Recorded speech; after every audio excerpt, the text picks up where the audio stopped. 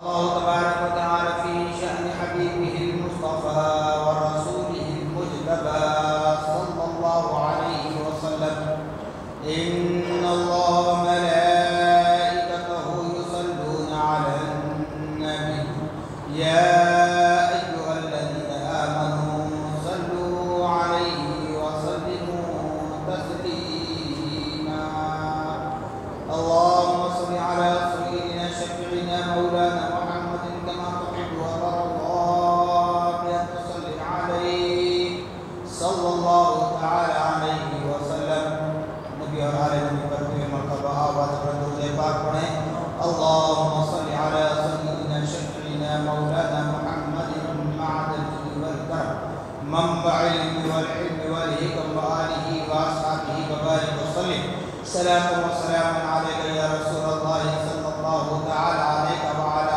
آلك وأصحابك وأزواجك وذرياتك وآل بيتك أجمعين سبحان ربك رب العزة عما يصفون وسلام على المرسلين والحمد لله رب العالمين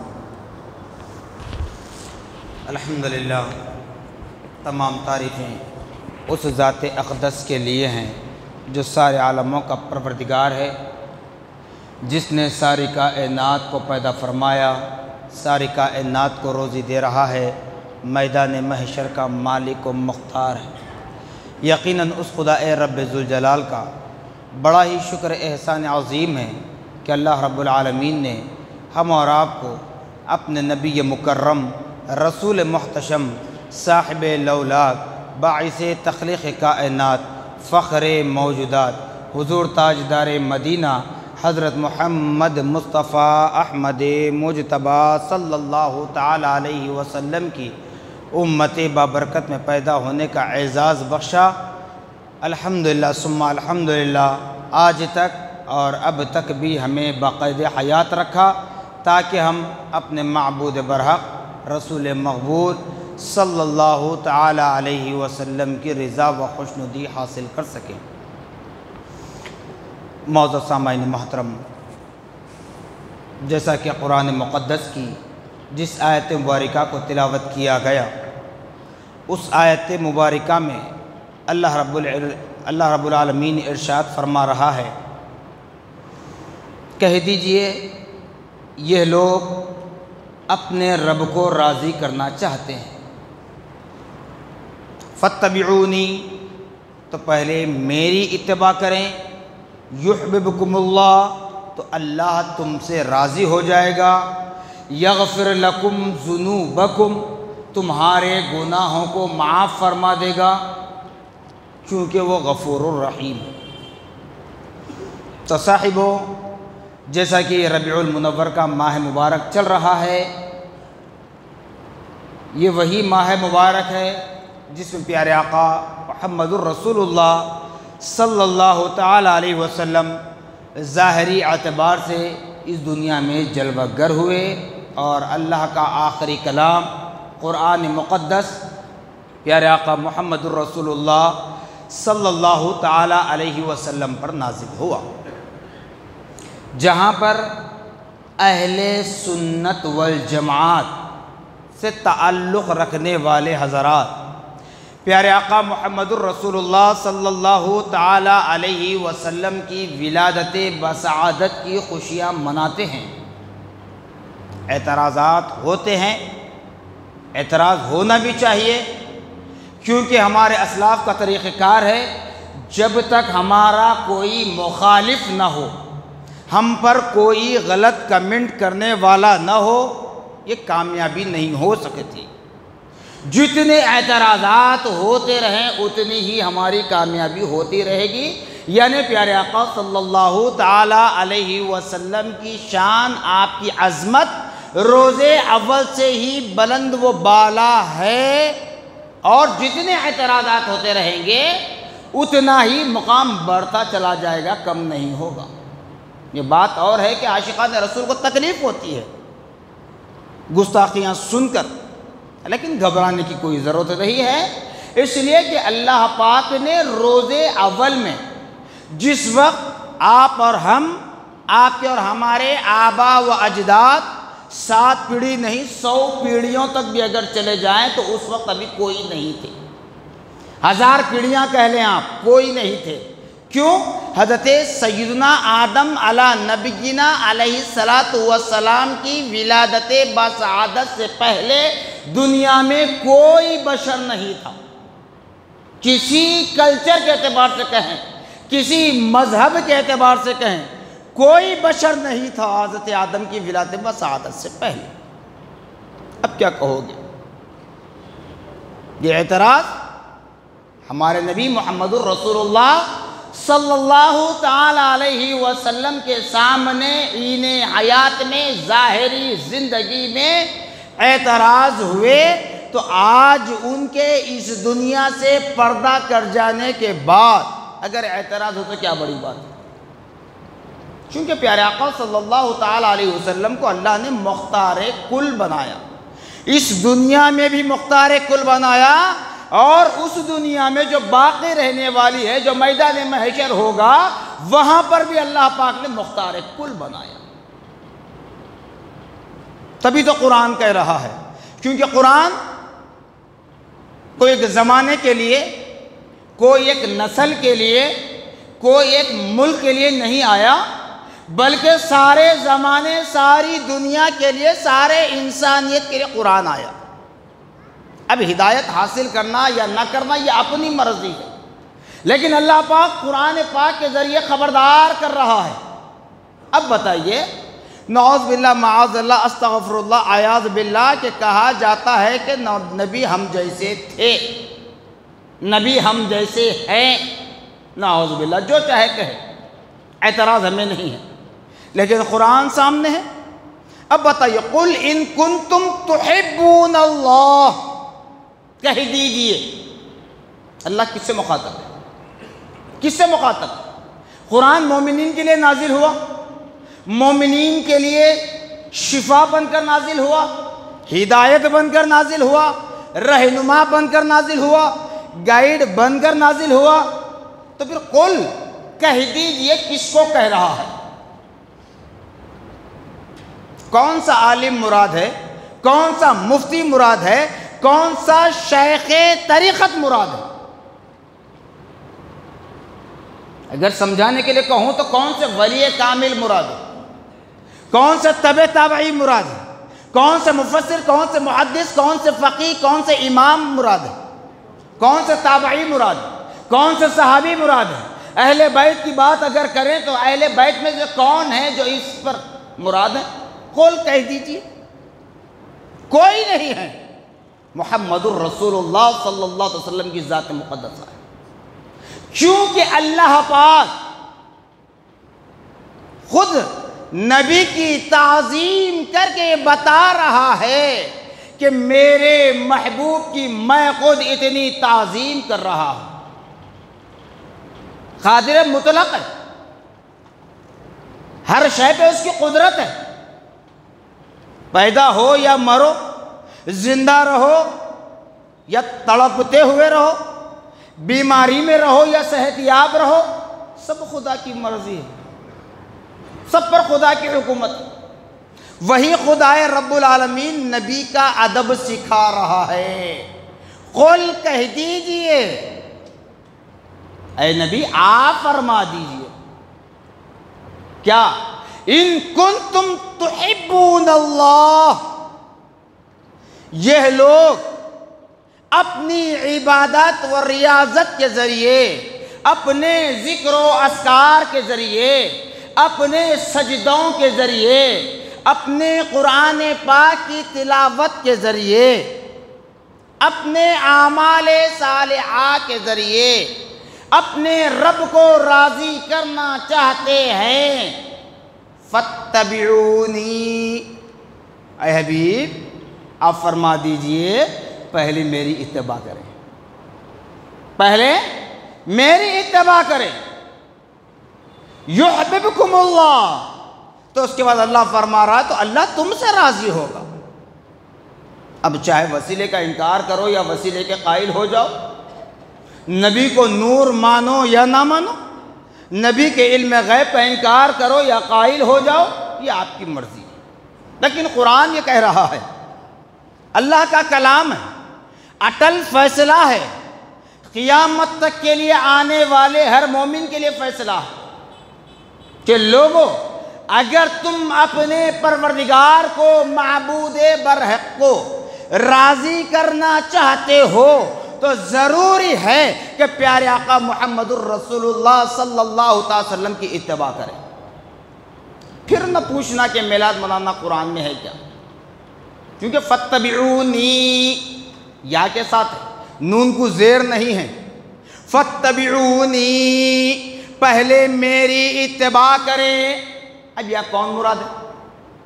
نبی پاک صلی اللہ علیہ وسلم۔ جب نبی سے محبت کریں گے، جب نبی کے وسیلے کے قائل ہوں گے، جب نبی کے علم غیب کے قائل ہوں گے، جب نبی کو نور مانیں گے، جب نبی کی معراج کو معراج جسمانی مانیں گے، تب ایسی محبت تمہارے دلوں میں پیدا ہو جائے تو اللہ تعالیٰ فرماتا یحببکم اللہ، اللہ تم سے راضی ہو جائے گا، اللہ تم سے راضی ہو جائے گا، یغفر لکم ذنوبکم، تمہارے گناہوں کو بھی معاف فرما دے گا، واللہ غفور الرحیم، اللہ بے شک معاف کرنے والا ہے۔ تو کس لیے؟ اب دیکھیں، ہم اپنے اعمال کا محاسبہ کر لیں، ہر انسان اپنی جگہ اپنا محاسبہ کر لیں۔ دن بھر میں ہم کتنے جھوٹ بولتے ہیں، دن بھر میں ہم کتنی چغلیاں کرتے ہیں، دن بھر میں ہم کتنی غیبتیں کرتے ہیں، دن بھر میں کتنے کس کے تعلق سے برا خیال رکھتے ہیں، دو فریق کے درمیان لڑانے کی سازش رچاتے ہیں، جی ہم کتنے قابل ہیں، ہم کتنے باعمل ہیں، بے عمل ہیں، سب محاسبہ کر لیں۔ کیا کلمہ پڑھنے والوں میں کوئی شرابی نہیں ہے، کوئی زانی نہیں ہے، کوئی ماں باپ کا نافرمان نہیں ہے، کوئی بھائی بہن کے حقوق چھیننے والا نہیں ہے، کوئی آل اولاد کی صحیح تربیت نہیں کرنے والا نہیں ہے؟ کچھ نہ کچھ، کسی نہ کسی میں کچھ نہ کچھ خامی ہے۔ تو اب بتاؤ، ہم اپنے اعمال کے حساب سے ہم ڈائریکٹ اللہ کے پاس جا سکتے ہیں، ڈائریکٹ اللہ سے مانگ سکتے ہیں؟ جیسا کہ اس سے پہلے میں نے بتلا دیا، ہمارے والد بزرگوار حضرت سیدنا آدم علیہ نبینا علیہ السلام جب اس روئے زمین پر آئے تھے، اللہ کے حکم سے بھیجے گئے تھے، زارو خطار روتے رہے، 360 سال تک روتے رہے۔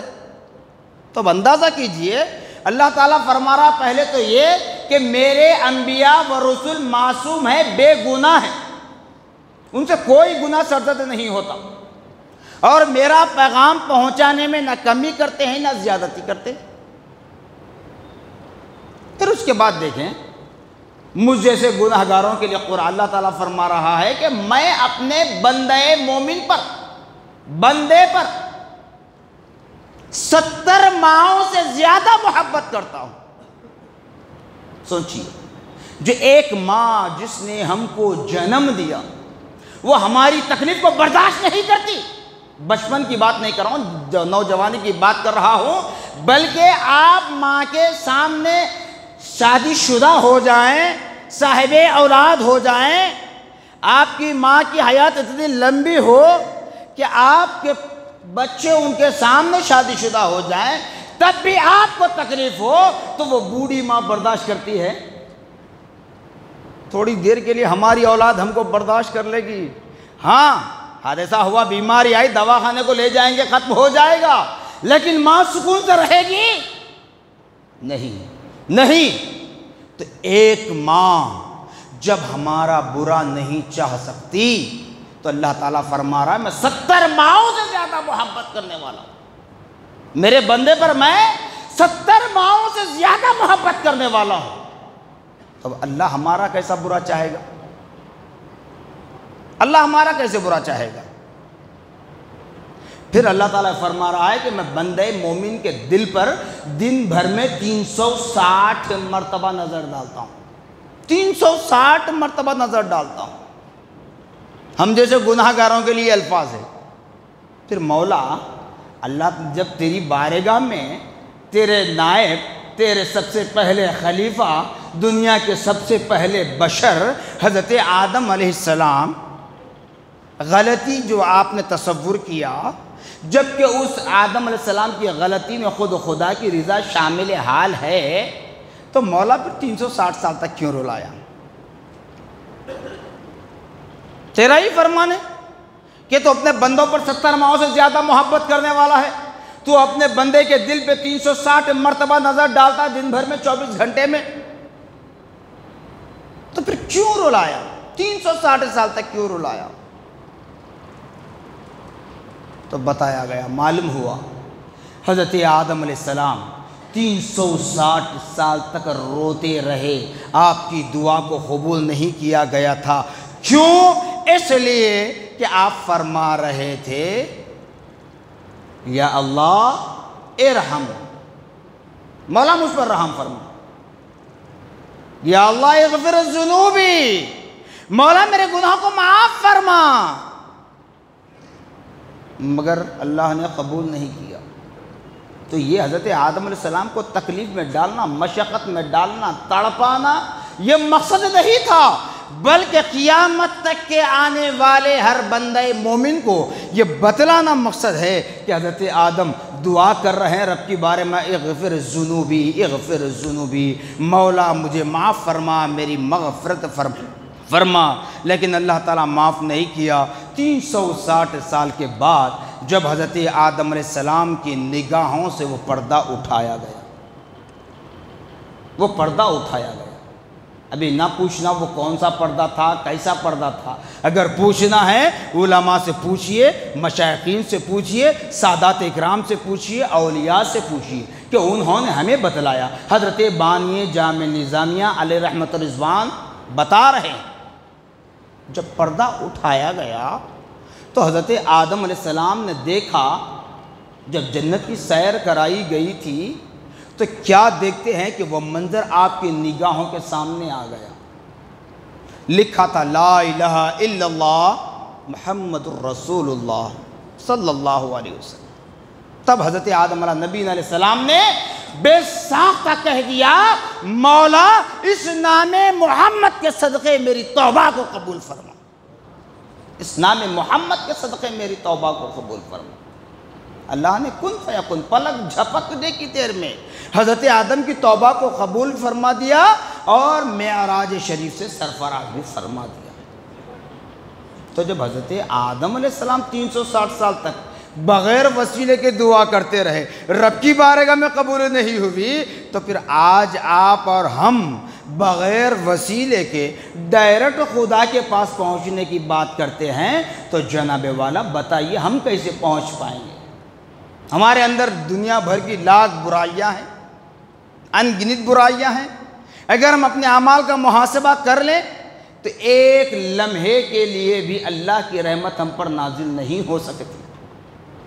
تو پیارے آقا محمد الرسول اللہ صلی اللہ تعالیٰ علیہ وسلم سے سچی محبت ہماری ہونی چاہیے، تبھی تو اللہ تعالیٰ فرما رہا ہے جب تم حضور کی اتباع کرو گے، میرے محبوب کی اتباع کرو گے، میرے محبوب کے نقش قدم پر چلو گے، تو پھر تمہارے اعمال میری بارگاہ میں قبول ہونے کی ضمانت ہے، گارنٹی ہے، اور میں معاف کروں گا۔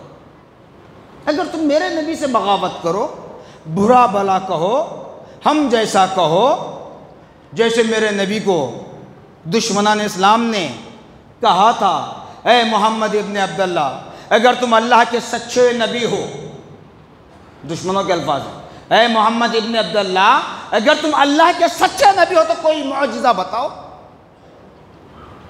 نبی نے کیا کہا؟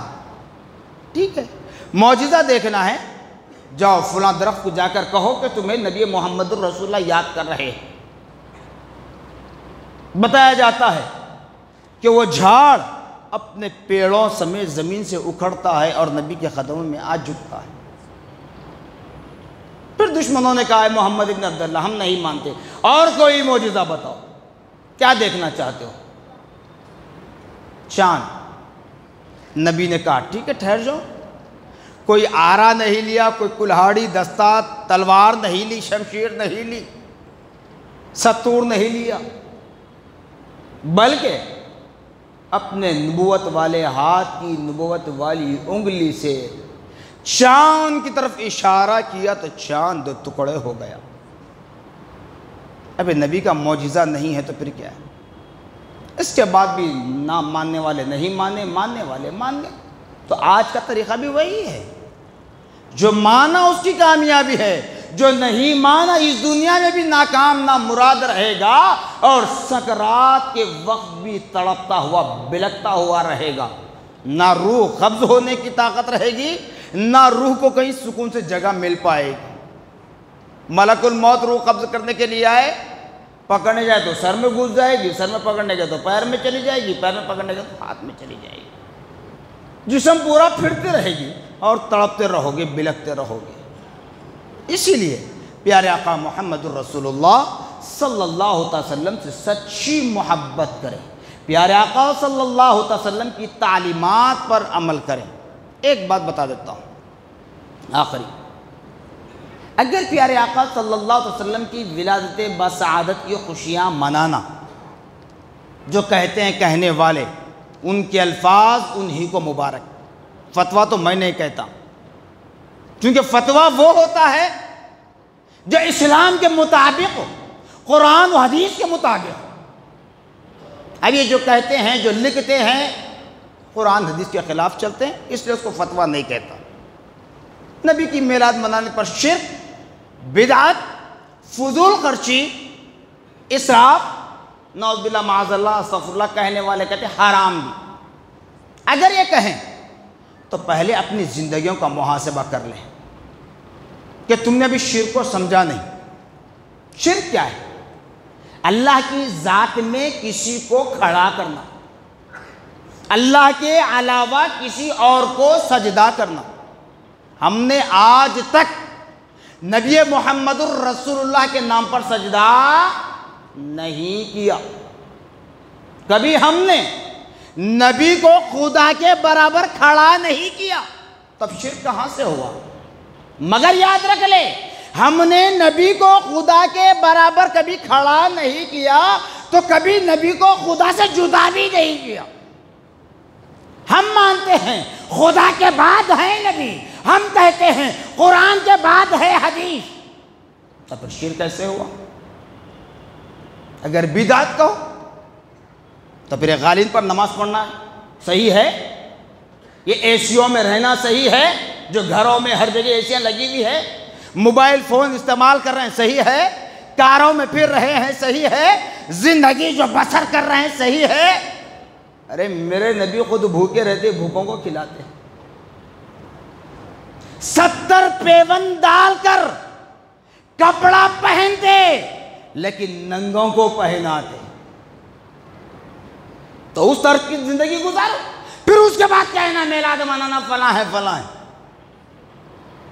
میرے نبی جنگ خندق کے موقع پر اپنے بازوں پر پتھر باندھے.